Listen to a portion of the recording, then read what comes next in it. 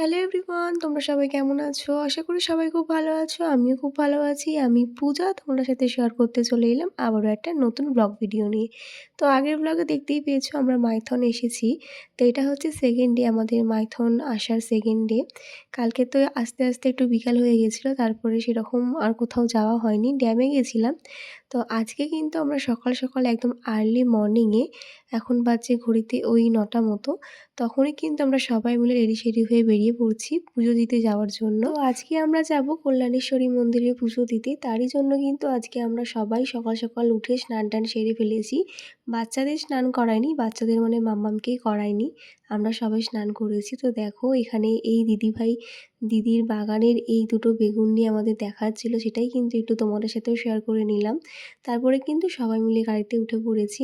এই হচ্ছে বড়দি, এই হচ্ছে দিদি। তো দুখানা গাড়ি দিদি আমাদের জন্য কিন্তু দুটো গাড়িই বুক করে রেখেছিল। মানে একটা গাড়ি তো দিদির পার্সোনাল আছেই, আর একটা গাড়ি আমাদের জন্য স্পেশালি বুক করে রেখেছে। তো আমাদের এই ট্রিপটা মানে এতটাই সুন্দরভাবে কেটেছিল যে কী বলবো, সবটাই সম্ভব হয়েছে দিদির জন্য, মানে যে দিদির বাড়িতে আমরা এসেছি। তো এই দেখো আমরা মাইথন ড্যামের পাশ দিয়েই কিন্তু চলে যাচ্ছি কল্যাণেশ্বরী মন্দিরে। আর যেখানে আছি আর কি, মাইথন ড্যামের পাশেই কিন্তু দিদির কোয়ার্টারটা, একদমই গায়ে, ড্যামের গায়ে দিদির বাড়িটা।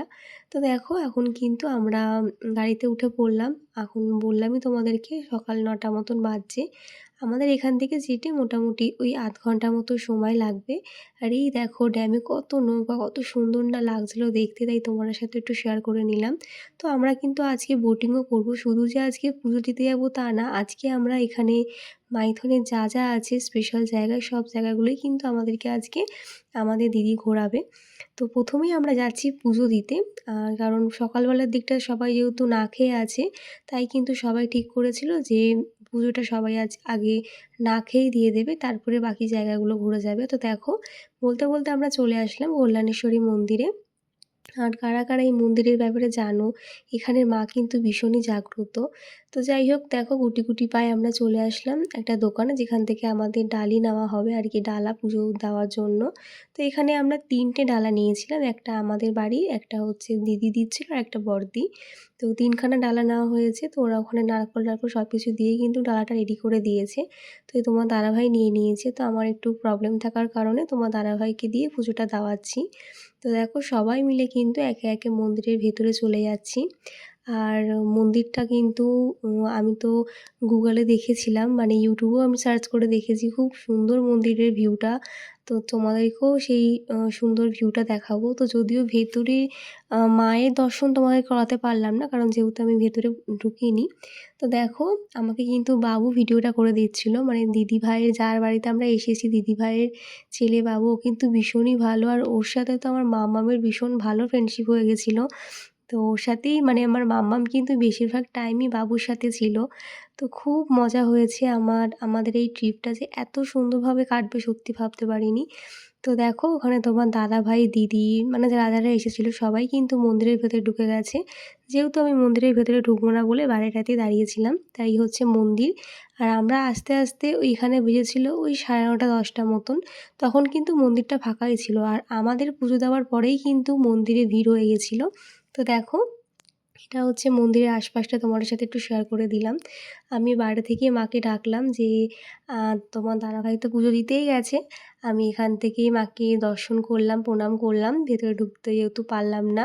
তো ওই দেখো ওই হচ্ছে দিদিভাই, এই যে মাম্মাম, আমরা সবাই মিলে একটু এখানে ফটোশ্যুট করে নিচ্ছিলাম। তারপরে ওরা সবাই আসার পরে কিন্তু আমরা পুরো মন্দিরটা ঘুরে, ঘুরে দেখতে আসলাম। তো এখানে এসে দেখি এখানে কত সুন্দর, মানে প্রচুর গাছগাছালি ছিল, সাথে একটু পাহাড় টাইপের, ঝর্ণা টাইপের ছিল। এখানে নাকি বর্ষাকালের সময় অনেকটাই ওয়াটারফল দেখা যায়। এখন যেহেতু শীতকাল তাই কিন্তু এখন সেরকম একটা জল ছিল না।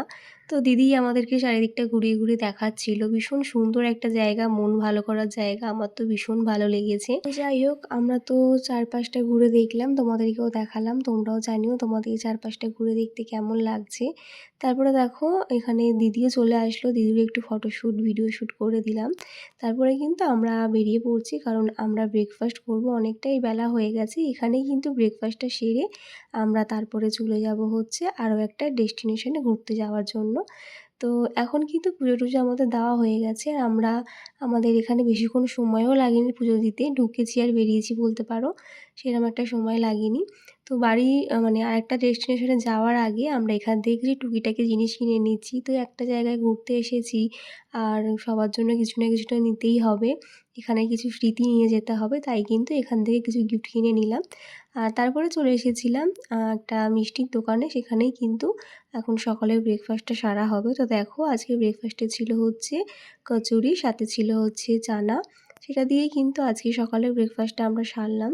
মামামকে সকালে একটু দুধ খাইয়ে এনেছিলাম। আর এখানে এসে মামাম যেহেতু পুরি খেতে খুব পছন্দ করে, তাই কিন্তু আমাদের সাথে ওই একটা মতো পুরি খেয়েছিল। যাই হোক, চলো ব্রেকফাস্টটা সেরে নিই। আর আজকে ব্লগটা আমি এখানেই শেষ করছি। দেখা হচ্ছে নেক্সট পার্টে। নেক্সট পার্টে তোমরা দেখতে পারবে আমরা কোথায় গিয়েছিলাম আর কী কী করলাম। তো চলো আজকের মতন টাটা, দেখা হবে নেক্সট ভিডিওতে। বাই।